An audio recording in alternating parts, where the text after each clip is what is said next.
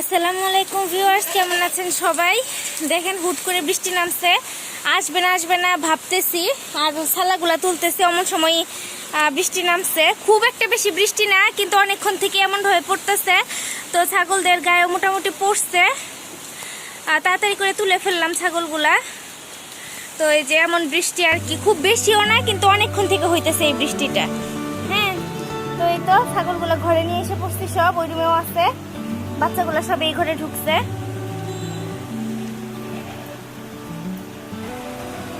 এই তো, আর সকালবেলা যে ঘর ঝাড় দিয়ে এখানে জমাই রাখছিলাম ওগুলো নেই, আছে ময়লার বালতি সব ভরা, এখনো নিয়ে যায় নাই। বৃষ্টি দেখে হয়তো আজকে নিয়ে যাবে। হ্যাঁ, বৃষ্টি নিয়ে যাবে, তবে বৃষ্টিটা একটু কমলে হয়তো নিয়ে যাবে, তখন এগুলো আবার ভরে রাখতে হবে নিচে। খুব একটা বৃষ্টি না, কিন্তু বৃষ্টি। আর এরই মাঝখানে দেখেন ছাদ একদম ভিজে গেছে। তো ছাগল আর কি এর ভিতর তো শুয়েও থাকতে পারতো না, বসেও থাকতে পারতো না, ঘরে তুলে দিলাম। এগুলো পরে ঝাড়টার দিয়ে শুকাইলে পরে আবার ছাগল পরে বের করে দিব। এখন বাজে হচ্ছে একটার একটু বেশি। এই তো ভিউয়ার্স, বৃষ্টি শেষ, এদিকে ভিজা ছিল অনেকক্ষণ, তো এগুলো সব আর কি এদিক দিয়ে ঝাড় দিয়ে পানিগুলো এদিক দিয়ে যে এই পাশ দিয়ে নামাই দিছি। ওইদিকে কিছু ময়লা জমায় রাখছি, যে সাইড দিয়ে ময়লাগুলো জমায় রাখছি। তো আজকে এখনো ময়লা নিয়ে যায় নাই, নিয়ে গেলে এগুলো সব ওই গাড়িতে উঠাই দিতে হবে। তো এই তো বৃষ্টির দিনে আসলে একটু মানে খামার যারা করেন খুবই ঝামেলা হয়ে যায়। হ্যাঁ, বারবার এই ছাগল বের করা, ছাগল তোলা। হ্যাঁ, সকালে তো একবার বের করছি, তো আবার ঘরে তুলছিলাম, তুলে আবার খাবার দেওয়ার জন্য আবার বের করছি, কারণ ঘরে খাবার দিলে একদম ঘর নোংরা করে ফেলে। হ্যাঁ, তো ঘর তেমন একটা নোংরা করে নাই, বেশিক্ষণ ঘরে ছিল না, তো ওদের ঘরে রেখে আগে আমি ঘরটা ছাদটা পরিষ্কার করে দিছি। এই যে মাঝখানে জমাই রাখছি, আর এই জায়গাগুলো মোটামুটি শুকাই গেছে, ওরা এখন হচ্ছে গিয়ে শুইতে পারবে। হ্যাঁ, তারপরে আমি নিচে গেছিলাম খিচুড়ি আনতে, খিচুড়ি এনে খাওয়াইয়ে মাত্র খাওয়াইলাম। হ্যাঁ, আমি খিচুড়ি দিয়ে আবার নিচে গেছিলাম, মোটরের পানি শেষ, ওই পাশ থেকে যেহেতু আমরা পানি নেই, তো ওখান থেকে আর পানি বের হইতেছিল না, এই পাত্রগুলো তো ধোয়ার বাকি ছিল। তো নিচে গেছি, মুরগিরও খাবার আনতে গেছিলাম।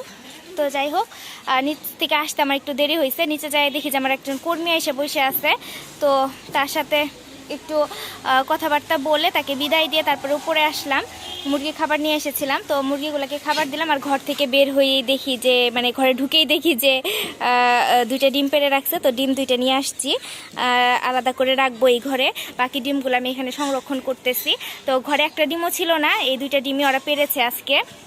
তো ডিমগুলো আমি সেফ জায়গায় রেখে পরে আপনাদের সাথে কথা বলে নয়, পরে ভেঙে যাবে, কারণ আমার এরকম রেকর্ড আছে, আমি হচ্ছে গিয়ে হাত থেকে ফেলে বেশ কয়েকটা ডিম ভেঙে ফেলছি। হ্যাঁ, তো আসেন এটা রেখে আসি। এই তো এই জায়গায় আমি ডিমগুলো সংরক্ষণ করতেছি। 6টা ডিম হয়েছে, যে আরেকটা ডিম ছিল, কিন্তু এই ডিমটা একটু পুরানা, এটা দিব না। হ্যাঁ, আরও 2-3 দিন আমি ডিম সংরক্ষণ করব এখানে, তারপরে 10টা ডিম মিল হলে কোনো মুরগি কুচে হলে আমি বসিয়ে দিব। হ্যাঁ, এই ডিমটা ঘরে নিয়ে যাবো, আমরা খেয়ে ফেলবো।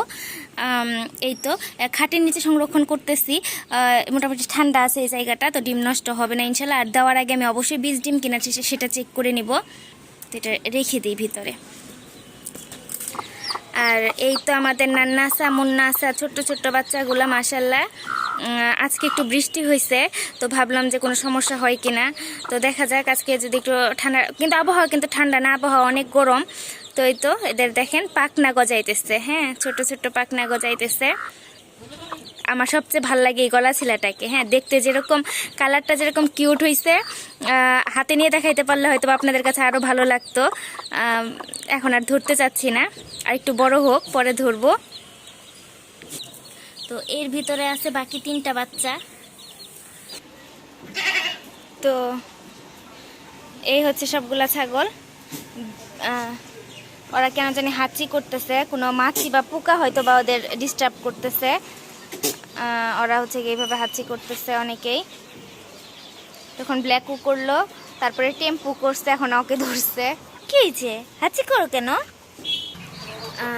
তো হচ্ছে গিয়ে যে কথাটা বলতেছিলাম, ডিম খামার একটাও ছিল না, সব উঠাই নিয়ে গেছি সকালে। কারণ হচ্ছে যে আমার 3টা মুরগি ডিম দিচ্ছিল, ওর মধ্যে এই গলা ছিলাটা মনে হয় কুচের ভাব হইতেছে। কালকে সন্ধ্যা থেকে আমি খেয়াল করতেছি, বেশ কিছুক্ষণ করে বসে থাকে, আবার নেমে পড়ে। আসলে কুচে পুরোপুরি হতেও কিন্তু মুরগির একটু সময় লাগে। আমি আমার খামারে যে বিষয়টা লক্ষ্য করেছি যে 2-3 দিন সময় লাগে।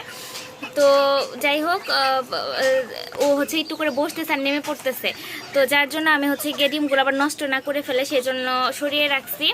আর আপাতত ওই যে ওই হলুদ মুরগিটা ডিম দিচ্ছে, আর সেই সাথে ডিম দিচ্ছে হচ্ছে গিয়ে একটা সাদা মুরগি। সেটা কোথায়, ওই যে পিছনে সাদা মুরগি একটা, হ্যাঁ, ও ডিম দিচ্ছে।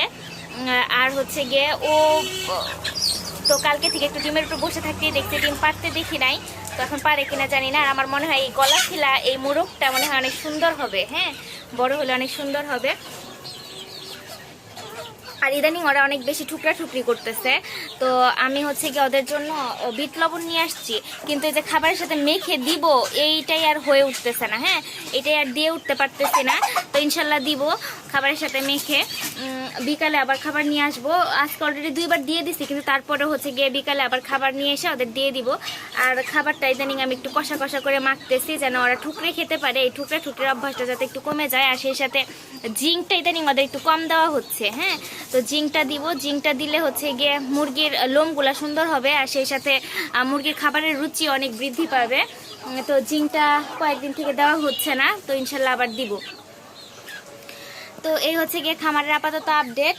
তো ওখানে হচ্ছে গিয়ে আমি 6টা ডিম সরাই রাখছি, আর 2-3 দিন ডিম দিলেই হয়তো বা ওইখানে 10টা-12টা ডিম হবে। ওইখান থেকে হচ্ছে গিয়ে আমি 10টা ডিম যে মুরগিটাই কুচে হয় তার নিচে দিয়ে বসিয়ে দিব ইনশাল্লাহ।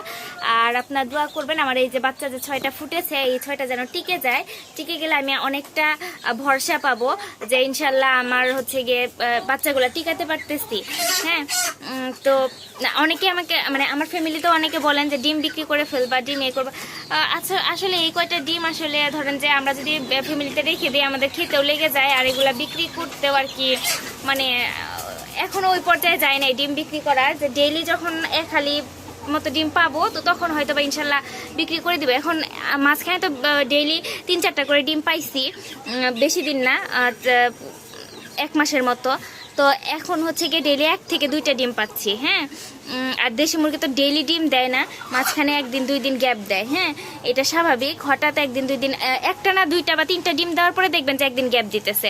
তো এটা আর কি দেশি মুরগির স্বভাব। তো এই জন্য ডেইলি আমার খামারে আমি এখন 1টা থেকে 2টা ডিম পাই। তো আমার যেটা নিয়ত যে আমার খামারে যখন 15টা অ্যাডাল্ট মুরগি হয়ে যাবে তখন হয়তো বা বেশি ডিম পাবো, তো তখন ইনশাল্লাহ ডিম সেল করব। তো আপাতত আমি চাচ্ছি শীতের আগে আমার খামারে 50-60টা মুরগি করতে। হ্যাঁ, তো যেহেতু আমার 15টা-16টা মুরগি অলওয়েজ থাকবে, একটা মুরগ আর হচ্ছে সাথে 15টা মুরগি, আর আরও 2-1টা মুরগ আমি রাখতে চাই মুরগির কুচে ভাঙানোর জন্য। তো সেই হিসেবে প্রায় 17টা মুরগির মতো অলওয়েজ আমার খামারে থাকবে। তো সেই জন্য আর কি আমি চাচ্ছি যে মোটামুটি 40টা, আমার এই 17টা বাদ দিয়ে আরও 40টা মুরগি যেন আমার খামারে থাকে, যেগুলো আমি হচ্ছে গিয়ে মাংসের জন্য কিছুদিন পর পর সেল করে দিব। হ্যাঁ, তো সেটাই আর কি নিয়ত। তো এখন পর্যন্ত আমার খামারে ওই ছোট বাচ্চাগুলা ছাড়া এই টাইপের মুরগি সব মিলে হচ্ছে গিয়ে ওই যে ওই ছোটো এগুলা মিলে আর কি 20টা আছে, আর ছোট তো আছে 9টা।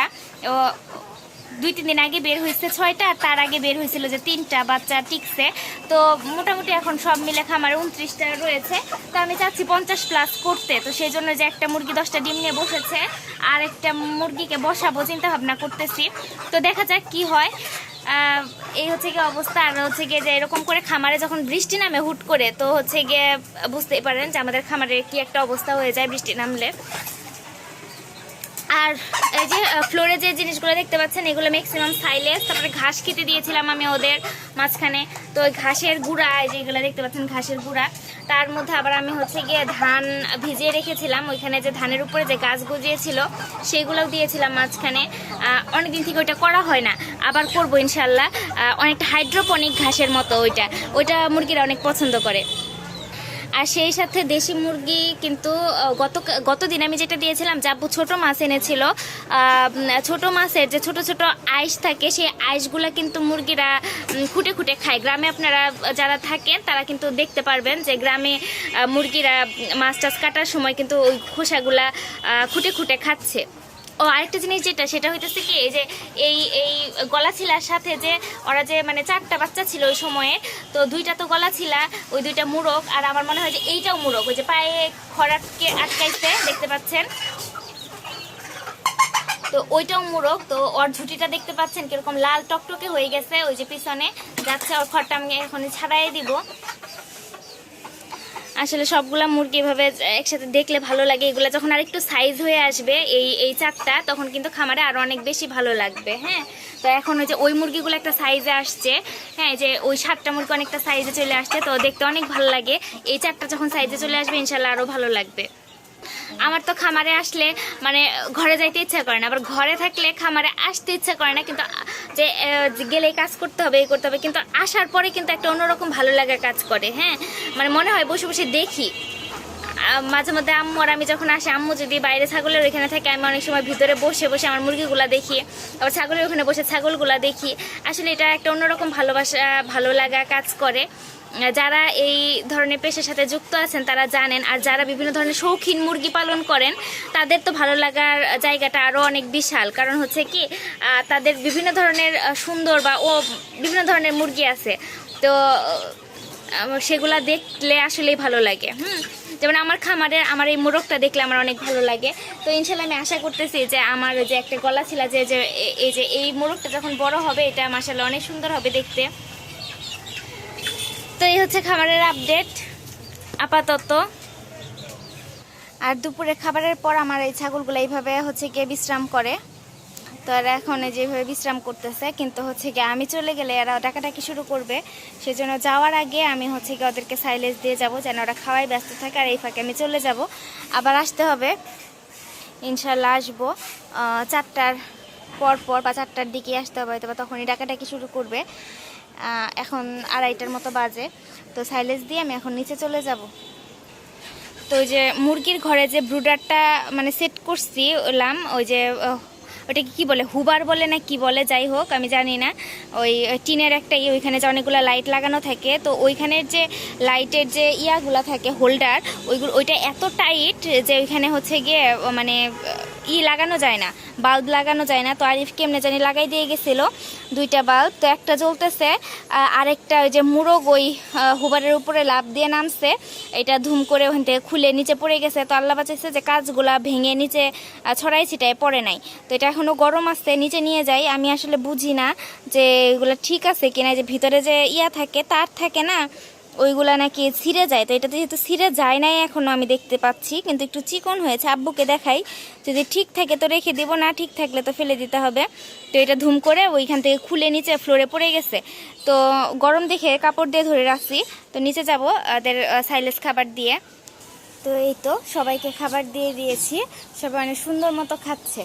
আসলে এই সময়টাও দেখতে ভালো লাগে, সবাই কি সুন্দর বসে শুয়ে খাচ্ছে। হ্যাঁ, তো ভিউয়ার্স যারা আমার চ্যানেলে নতুন তারা অবশ্যই সাবস্ক্রাইব করে পাশে থাকবেন, আর আমার এই ছোট্ট খাবারের জন্য সবাই দোয়া করবেন।